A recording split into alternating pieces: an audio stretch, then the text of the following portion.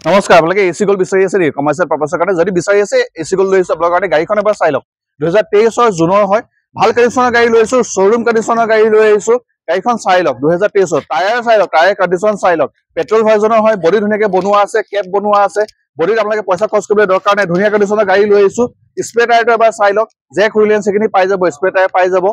গাড়ী এ to Z যিমান পাৰো আপোনালোকে দেখাবলৈ চেষ্টা কৰিছো যেনেকে আপোনালোকে ফিজিক্যালি আহিলে চাব বিচাৰে তেনেকে আমি ভিডিঅ'ত দেখাইছো আপোনালোকে নৰ্মেলি চাব বডি চাব টায়াৰ চাব কেবিন চাব আমি কেবিনটো মানে দেখাবলৈ চেষ্টা কৰিছো কেবিনৰ কণ্ডিচন চাই লওক সিট কভাৰৰ পলিথিন ঘুচুৱাই নাই চাই লওক সিটৰ কণ্ডিচন চাই লওক কেবিন চাই লওক